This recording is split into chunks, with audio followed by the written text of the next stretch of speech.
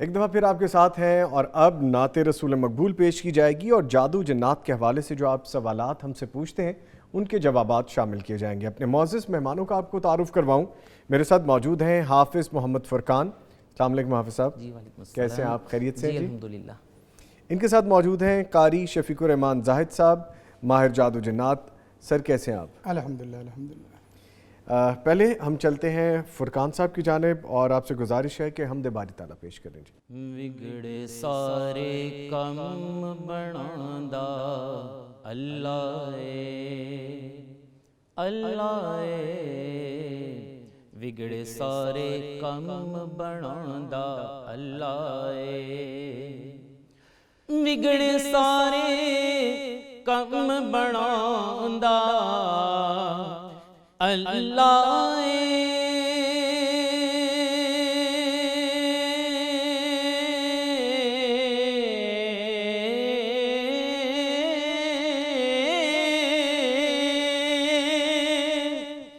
وگڑے سارے کم بناندا اللہ ماڑیاں دی گل بناندا اللہ اللہ ماڑیاں دی گل بناندا اللہ پتھر دے وچ کیڑیاں نوں وی فکر نہیں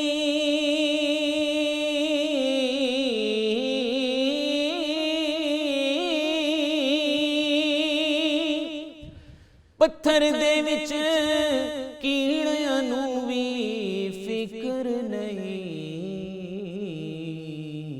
کیونکہ کر کر رزق پہنچاندا اللہ اللہ کیونکہ کر کر رزق پہنچاندا اللہ والضحا دی صورت یارو دس دیئے والضحا واللیل اذا سجا ما ودعك ربك وما قلا والضحا دی صورت یارو دس دیئے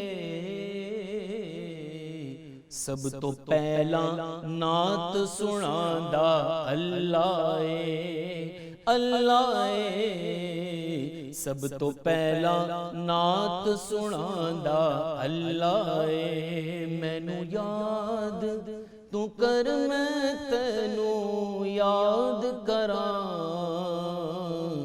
یاد کراں مینوں یاد تو کر میں تینوں یاد کراں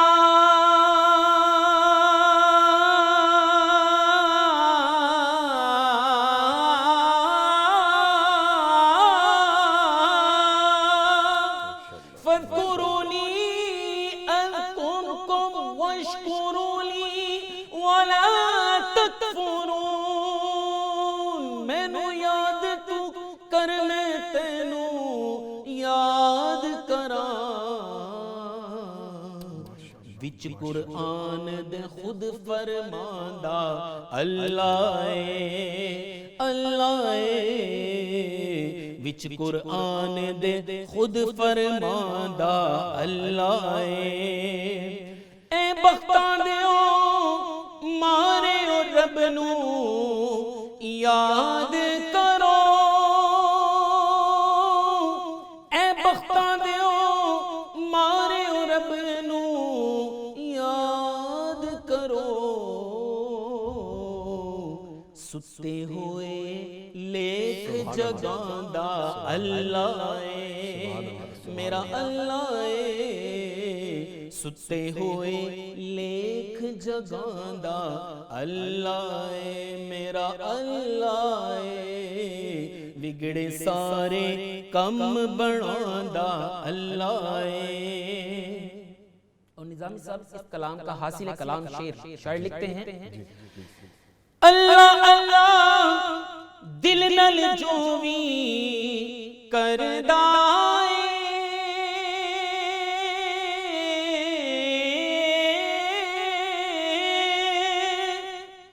اللہ اللہ دل نل جو بھی کردا اس نو اپنا حرم وکھاندا اللہ میرا اللہ اس نو اپنا حرم وکھاندا اللہ بگڑے سارے کم بناندا اللہ ماڑیاں دی گل بناندا اللہ ماشاءاللہ ماشاءاللہ ماشاءاللہ، کیا خوبصورت انداز، کیا خوبصورت آواز، اور جس طرح سے آپ نے پڑھا ہے حافظ صاحب، جی الحمدللہ کمال سر کیا کمال کر دیا آپ نے، الحمدللہ ماشاءاللہ۔ اللہ تعالیٰ آپ کو جزائے خیر عطا فرمائے۔ اور پتہ چل رہا تھا کہ آپ کی فیل کیا ہے اور ہمیں پتہ چل رہا تھا کہ ہم کہاں پہ جا رہے ہیں۔ الحمدللہ، بہت خوبصورت، اللہ تعالیٰ آپ کو جزائے خیر عطا فرمائے۔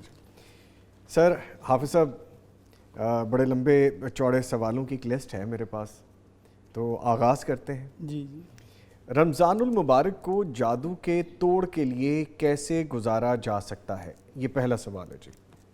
جی بسم اللہ الرحمن الرحیم۔ نظامی صاحب، اصل میں جادو کے توڑ کے لیے جو ہم لوگ دو اہم ترین چیزیں بتاتے ہیں، اس میں سے ایک چیز جو انتہائی اہم ترین ہے وہ دعا ہے، اور دوسری چیز روزہ ہے۔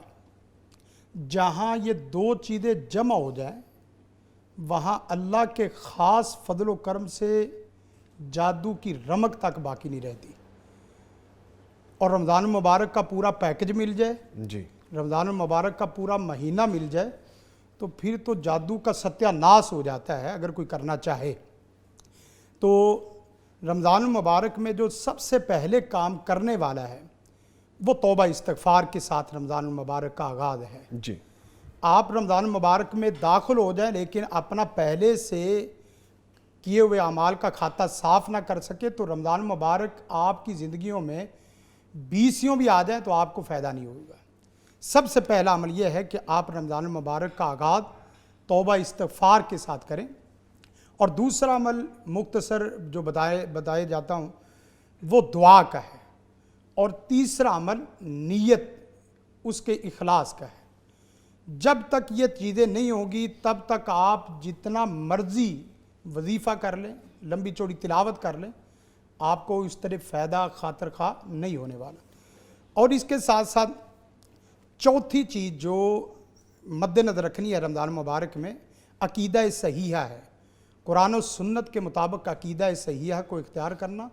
پھر اس کے بعد روزہ رکھیں اور دعا کریں۔ دعا میں جو الفاظ ویسے تو ہیں، یا اللہ مجھے شفا دے دے، یا اللہ مجھے صحت و عافیت دے دے، یا اللہ میرے حالات کو بہتر کر دے، یہ دعا تو ہے ہی ہے، لیکن جو ہماری فیلڈ میں دعا ہے وہ بطور خاص جو الفاظ کہنے ہیں، ان میں پہلا جملہ یہ ہے، یا اللہ مجھے نہیں پتا کہ یہ مرض کیا ہے، یہ مرض روحانی ہے، جسمانی ہے، جادوئی ہے، جناتی ہے، حسد سے متعلقہ ہے، نظر سے متعلقہ ہے، شیاطین سے متعلقہ ہے، مجھے ابھی کچھ نہیں پتا۔ سب سے پہلے مجھے اس مرض کا پورا ادراک کروا دے کہ یہ مرض ہے کیا۔ ٹھیک ہے، نمبر 1 مرض کی تشخیص ہو جائے۔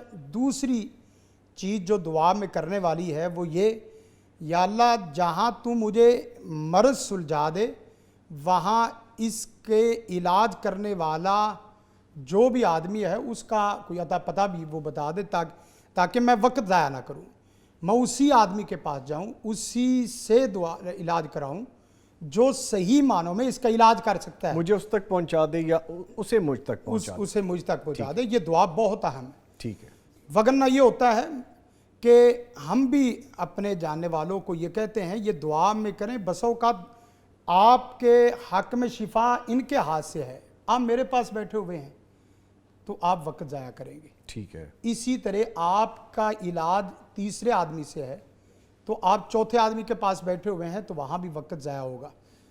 کیوں؟ اس لیے کہ راکی وہ صحیح مل جائے، مرض کی تشخیص ہو جائے، اور تیسری چیز مرض کی دوائی مل جائے، تو پھر آپ کو لمبی چوڑی دوائیں کھانے کی ضرورت نہیں ہے نہیں۔ اور اس کے ساتھ ساتھ روزوں میں جی جو کرنے والا چھٹا کام ہے وہ اپنے رویوں کی اصلاح ہے، رویوں کی اصلاح۔ آپ پوزیٹیو چیزوں میں مسکراہٹے چہروں پہ لائیں، ملنساری اپنے مزاج کا حصہ بنائیں۔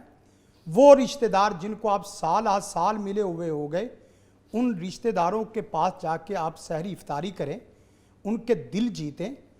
حتیٰ کہ بس اوقات یہ بھی ہوتا ہے کہ آپ لمبے چوڑے وظائف کرتے ہیں، لمبے چوڑے اعمال کرتے ہیں، صدقات و خیرات کرتے ہیں، وہ اتنا فائدہ نہیں دے رہے ہوتے جتنا کہ آپ اپنے رشتہ دار عزیز و اقربا کے پاس جا کے اس کا دل جیتتے ہیں۔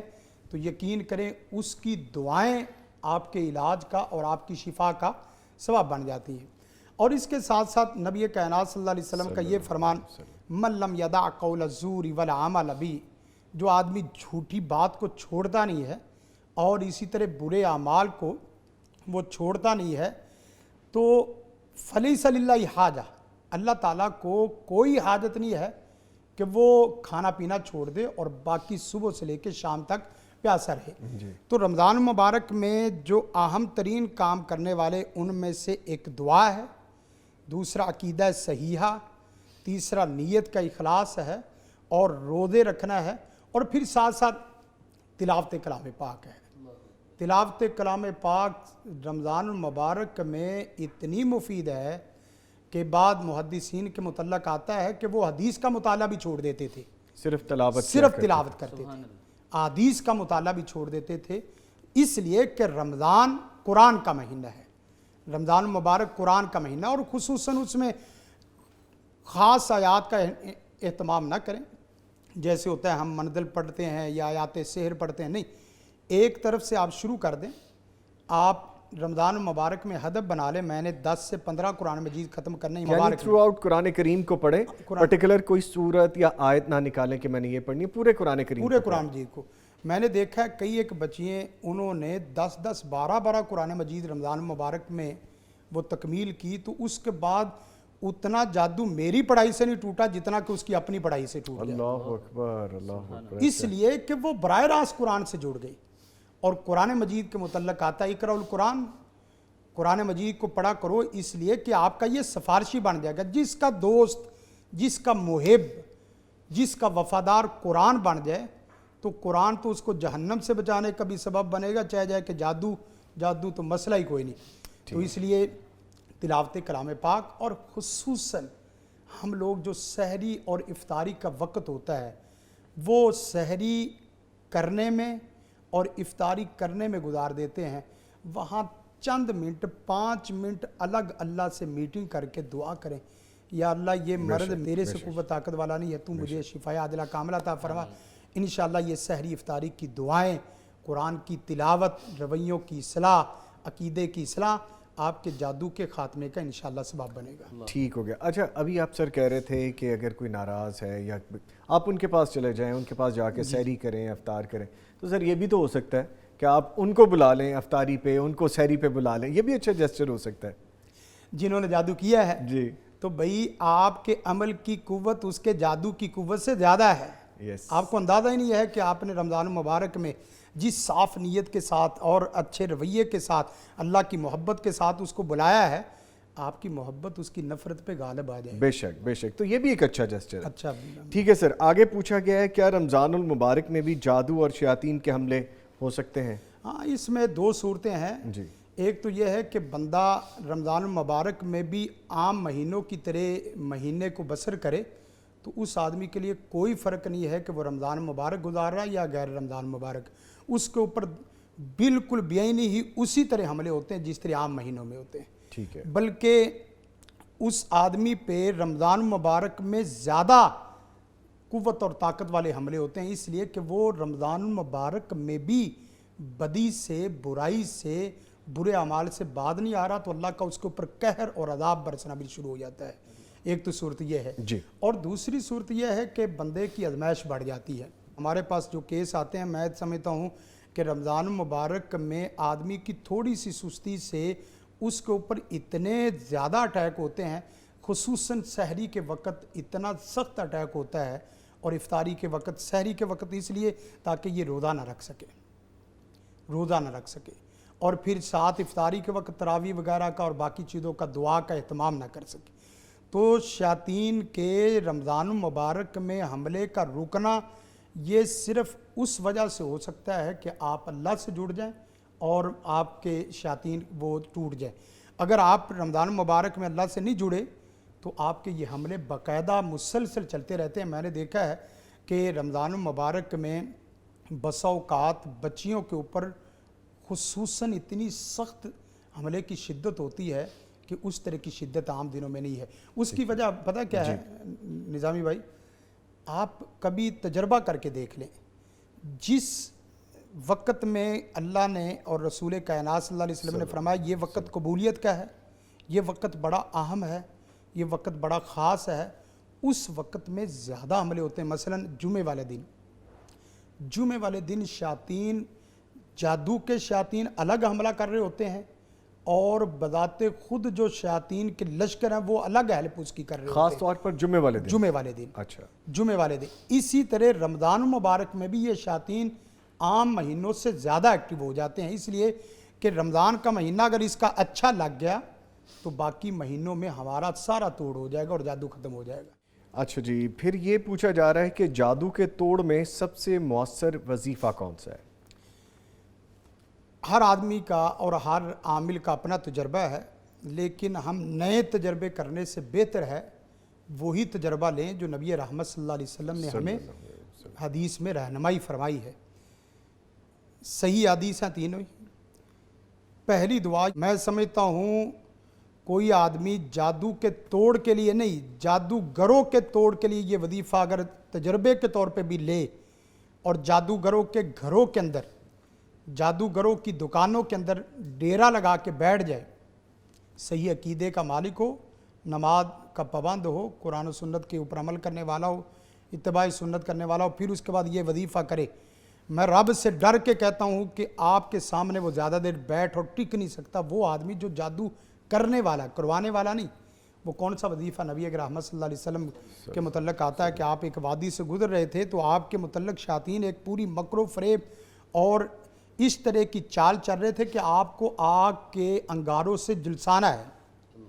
اس وقت سیدنا جبریل علیہ السلام نے یہ وظیفہ بتایا، اعوذ بکلمات اللہ التامات اللتی لا یجاوزہن بر ولا فاجر من شر ما خلق وبرا وذرا ومن شر ما ينزل من السماء ومن شر ما يعرج فيها ومن شر ما ذرا في الارض ومن شر ما يخرج منها ومن شر فتن الليل والنهار ومن شر كل طارق الا طارق يترك بخير یا رحمان۔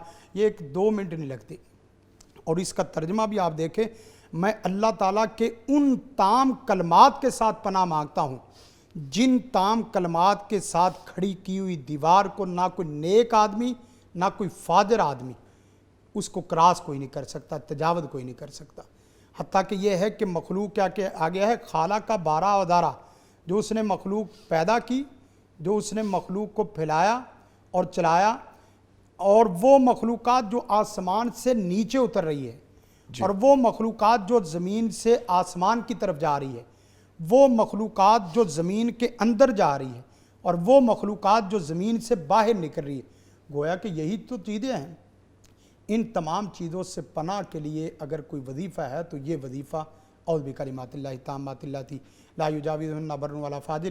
اور اسی طرح سیدنا کعب اخبار کے متعلق آتا ہے، موطا امام مالک میں، امام البانی نے صحیح قرار دیا ہے اسے، وہ انہوں نے بڑے عجیب لفظ لکھے ہیں نظامی صاحب سر۔ انہوں نے کہا کہ یہودی میرے اوپر اتنا جادو کر رہے تھے، اتنا سخت جادو کر رہے تھے اور بار بار حملے کر رہے تھے کہ مجھے ڈر تھا کہ وہ اپنے جادو کی وجہ سے مجھے ہانکنے والا گدھا اور بھونکنے والا کتا بنا دیتے۔ اللہ اکبر، اللہ اکبر۔ یعنی دماغ سے خالی کر دیتے اور مجھے بالکل انسان کی صفت سے خالی کر دیتے۔ وہ کون سا ہے؟ اعوذ بوجہ اللہ العظیم الذی لیس شیء اعظم من وبکلمات اللہ التامات اللتی لا یجاوزہن بر ولا فاجر وباسماء اللہ الحسنی کلھا ما علمنا وما لم نعلم من شر ما خلق وبرا ذرا۔ اور ایک تیسرا وظیفہ، یہ تو میرے پاس میں ایک کیس لے رہا تھا تو کیس لیتے لیتے وہ اتنا شیطان سرکش تھا کہ مجھے کہنے لگا کہ آپ صاحب اب اس کی ہم نے جان چھوڑی، آپ اپنی فکر کریں، آپ اپنی فکر کریں، ابھی ہم آپ کے اوپر حملہ کرنے والے ہیں۔ آپ کو کہا جا مجھے رہا اس تھا؟ نے کہا۔ اچھا، تو میں نے کہا بھی دیکھ بات سن، میں نے پہلے تو اسے مزاح میں لیا، پھر جس وقت اس نے کچھ سخت لفظ استعمال کیے کہ ہم ابھی آپ کو ایسے جو نا وہ تہس نہس کر کے رکھ دیں گے، میں نے کہا دیکھ ادھر کملا آدمی، تجھے پتہ ہی نہیں ہے کہ ہم کس کے ساتھ تعلق رکھنے والے ہیں۔ میں نے کہا ادھر دیکھ، اس طرح ہاتھ کیا، میں نے اسی طرح کر کے اللہم انت عاضدی ونصیری بیکا حول و بیکا اصول و بیکا قاتل، تو یقین کریں کہ اس وظیفے کے پڑھنے سے وہ شیطان اس طرح اچھل کے دیوار کے ساتھ شیاطین کو قتل کرتا، شیاطین کا قتل ہے۔ جی جی، ہاں جی، میں نے کہا تصحیح ہاں بالکل ضروری ہاں ہے جی ذرا۔ بالکل، شیاطین کے قتل۔ تو یہ 3 وظیفے، اور اس کے ساتھ ساتھ بسم اللہ الذی لا یضر مع اسمہ شیء فی الارض ولا فی السماء وہو السمیع العلیم، اس کے اگر عمل کو مستقل بنیادوں میں اختیار کر لیں، صبح دوپہر شام ہر نماز کے بعد، تو اللہ سے ڈر کے کہتا ہوں نہ جادو رہے گا، نہ جادو کرنے والا رہے گا، نہ جادو کروانے والا رہے گا امن، ایمان، سکون، سلامتی رہے گا، اللہ کا اللہ نام کا رہے نام گا۔ رہے گا۔ سبحان اللہ۔ حافظ فرقان بڑی دیر سے نا آپ کو سن بھی رہے ہیں اور بڑے انہماک سے، کچھ پوچھنا چاہ رہے ہیں آپ حافظ صاحب؟ کوئی چیز آ رہی ہے ذہن میں آپ کے؟ میں ان کی گفتگو ہی سماعت کر رہا تھا جادو کے حوالے سے، جی، تو مطلب شیاطین کا جس طریقے سے مطلب حملہ کیا جاتا ہے، تو میں یہ مطلب پوچھنا چاہ رہا ہوں کہ ان شیاطین کو کنٹرول کرنے کے لیے جو مطلب وظائف یہ بتا رہے ہیں حافظ صاحب، تو انہی وظائف کے ذریعے ان کو کنٹرول کیا جا سکتا ہے یا کہ اور بھی قرآن و سنت کے لحاظ سے ان کو کچھ کیا جا سکتا ہے؟ سر جی اصل تو چیز قرآن و سنتی ہے، بے شک۔ نئے طریقوں میں کچھ ایسی چیزیں آ سکتی ہیں جو قرآن و سنت کی چھتری کے مطابق ہوں، قرآن و سنت کی تعلیمات کے مطابق ہوں، تو اس میں کوئی حرج نہیں ہے۔ آپ صدقہ خیرات کے ذریعے کر سکتے ہیں، آپ دعاؤں کے ذریعے کر سکتے ہیں، آپ لوگوں کے سر پہ شفقت کا ہاتھ رکھ کے کر سکتے ہیں۔ چھوٹے چھوٹے بچوں کو میں نے دیکھا ہے، بعض لوگوں کو میں یہ وظیفہ، یہ عمل نسخہ بتاتا ہوں کہ آپ کچھ نہ کریں، ایک ٹافی کا پیکٹ لے لیں، ٹافیوں کا پیکٹ، لیکن وہ ٹافی نہ لے جو گلا خراب کرنے والی ہے، کھٹی نہ لے، میٹھی لے۔ ہاں بالکل، اچھی مزیدار۔ تو وہ آپ ٹافی لے کے بچوں کے ارد گرد چلے جائیں، تو چھوٹے چھوٹے بچوں کو آپ روزانہ نے آج صحیح 2-3 دن بعد ایک ٹافی دینے کی عادت بنا لیں، یقین کریں بچے آپ کا دل سے انتظار کریں گے، حتیٰ کہ وہ بچے جو دل سے دعا دیں گے تو وہ دعا آپ کے جو کام آئے گی نا، وہ کوئی بڑا نسخہ نہیں آئے گا۔ اس طرح ایک واقعہ نوٹ کرتا ہوں، سبحان اللہ۔ ایک خاتون تھی، اس کے یہ مولانا عبد المالک مجاہد صاحب نے اپنی کتاب میں دعاؤں کی قبولیت، اس طرح کی کتاب ہے، انہوں نے اس واقعے کو نقل کیا ہے، بڑا زبردست واقعہ، انہوں نے بڑے اچھے واقعات نقل کیے ہیں۔ تو کہنے لگے ان کی جو شوہر تھے خاتون کے، وہ اس کی بچنے کی امید ہی کوئی نہیں تھی، اللہ اکبر، امید ہی کوئی نہیں تھی، اور تاکہ ڈاکٹروں نے جواب دے دیا، لیکن یہ ہے کہ وہ آتی تھی اور ٹک ٹکی باندھ کے دیکھتی رہتی، صبح سے آتی شام کو چلی جاتی۔ ایک دن ہوا اس طرح کہ اچانک وہ ہنستے کھیلتے ہوئے خود ہی اٹھ کے کھڑا ہو گیا۔ ڈاکٹر حیران تھے، پریشان تھے، انہوں نے کہا بھی ایسا کون سا کوئی وظیفہ اور دوائی ہے جس کو ہم نے لا علاج قرار دیا ہے، وہ ہنستے کھیلتے خود ہی کھڑا ہو گیا ہے۔ اس نے، ڈاکٹر نے بڑھیا سے پوچھا بھی آپ ہی بتاؤ کہ آپ کس امید سے آتی تھی اور جا کے کیا کام کرتی تھی؟ آپ ہی بتاؤ آپ نے کیا کیا ہے؟ جی، وہ کہتی کہ میں اس امید سے آتی تھی کہ ایک طبیب حکیم اعلیٰ کی ذات باقی ہے جو اس کے علاج کرنے پہ پورے قادر ہے، بے شک، وہ اللہ تعالیٰ کی ذات ہے۔ اور میں گھر میں جاتی تھی تو چھوٹے چھوٹے بچوں کو جمع کر کے ان کو کھانے کھلاتی، ان کی دل جیتتی اور ان سے دعائیں لیتی کہ بیٹا یہ کھایا تو آپ میرے لیے دعا کرو کہ میرے ہسبینڈ کو اللہ تعالیٰ ہنسی خوشی گھر میں واپس لٹائے۔ تو کہنے لگے بس یہی وہ عمل ہے جس عمل کی برکت کی وجہ سے آپ کا شوہر، آپ کا سرتاج ہنستے کھیلتے ہوئے اٹھایا ہے۔ دعا کی بڑی برکت ہے۔ قاری صاحب یہ معصوم فرشتے، معصوم بچے جو اس طرح سے خالص دل سے دعا کریں، اتنی اثر رکھتی ہے؟ بڑی اثر رکھتی ہے بچوں کی دعا، تو یقین کریں اس کی وجہ یہ ہے کہ انہوں نے دل سے کھانا ہے اور دل سے دعا دینی۔ ہمارے لوگ تو کھاتے ہیں اور کہتے ہیں ڈکار ہی نہیں آیا، مزہ ہی نہیں آیا، دعا دینا تو بہت دور کی بات ہے۔ ان کو کھلاؤ جو دل سے کھاتے ہیں اور دل سے دعا دیتے ہیں، ان کی دعا اللہ تعالیٰ باقاعدہ آپ کو اس کا اثر دکھاتا بھی ہے۔ اس طرح کے ایک اور بھی واقعات، کئی ایک واقعات آتے ہیں۔ ایک اس سے پہلے ایک وظیفہ نوٹ جی کرتے کرواتے پلیز سورت یوسف کی آیت نمبر 101. ایک دن میں خود ابھی 15 دن پہلے کی بات ہے, میں خود بھی پریشان تھا. میں نے کہا یا اللہ, اب حملہ بڑا شدت والا تھا, تو سارے دن کے لگے ہوئے تھکے ہوئے, اور پھر وہ شدت بھی کافی مجھے محسوس ہو رہی تھی. میں عشاء کی نماز کے بعد مسجد میں بیٹھ گیا, تو اس آیت کو میں نے پڑھنا شروع کر دیا. فاطر السماوات والارض انت ولی فی الدنیا والآخرہ. یقین کریں میں نے خلوت میں 2-4 دفعہ پڑھا ہے, اور اس کے بعد مجھے اللہ نے دکھایا ہے کہ سکون کہتے کس کو ہیں. سبحان اللہ, سبحان اللہ. سکون کہتے, لیکن دعا اصل نہیں, دعا کا تصور جو لینا ہے وہ کیا ہے؟ اے 7 آسمانوں اور 7 زمینوں کو پیدا کرنے والے, میرا والی و وارث اور سرپرست صرف تو ہے, تو اور کوئی نہیں ہے. بے شک انت ولی فی دنیا. یقین کریں آپ اس دعا کو خلوت میں اللہ کو سرپرست بناتے ہوئے پڑھ کے دیکھے صحیح, آپ کے سارے جہان آباد ہو جائیں گے. آپ کی صبح تو روشن ہیں ہی ہیں, آپ کی شامیں بھی روشن ہو جائیں گی. سبحان اللہ. اور جو واقعہ میں ذکر کر رہا تھا دعا کی برکت کے ساتھ ہی, وہی کہ دعا کے عبد المالک مجاہد صاحب نے یہ واقعہ نقل کیا ہے. ایک بڑھیا عورت تھی, تو اس نے, اس کے بیٹا پوتا بیمار تھا, ہڈی ٹوٹ گئی, اور ہڈی اس طرح ٹوٹی کہ اس کا علاج دوسرے شہر میں ممکن نہیں تھا, اس کے پاس خرچے اخراجات نہیں تھے. دعا کرتی رہی. مختصر قصہ یہ ہے کہ وہ ڈاکٹر احمد نامی آدمی تھا. اب ڈاکٹر احمد نامی آدمی کے پاس اس کی رسائی ممکن نہیں تھی, لیکن دعا کے ذریعے اللہ نے کمال کیا دکھایا. آپ اندازہ کریں کہ وہ ڈاکٹر صاحب جس تک رسائی ممکن نہیں تھی, اس نے کسی اور دوسرے شہر میں سفر کرنا تھا, تو وہ سفر میں اتنا مصیبت مشکل میں آ گیا کہ کرتے کرتے اور رستے سے اندر کی طرف سے شارٹ کٹ رستے سے آگے اپنے سفر کو اس نے شروع کیا. تو کرتے کرتے اس کی شام اس عورت کی جھونپڑی پہ جا ہو گئی. اس نے بڑھیا کو دیکھا, بڑھیا نے پانی پونی پلایا. پانی پلانے کے بعد اس نے کہا ماں میرے لائق, کہنے کہ بیٹا آپ کے لائق کیا ہو سکتا ہے, آپ کے لائق کیا ہو سکتا ہے, میرا ایک مسئلہ ہے جو حل نہیں ہو سکتا. لوگ کہتے ہیں کہ ڈاکٹر احمد نامی آدمی ہے, اس کے سوا آپ کا علاج کوئی نہیں کر سکتا. میں بڑھیا عورت ہوں, میرے پاس نہ اخراجات نہ وسائل ہے ہی نہیں, میں کہاں ڈاکٹر احمد کو تلاش کروں اور کہاں اس کے پاس جاؤں اور کہاں اس سے وقت لوں.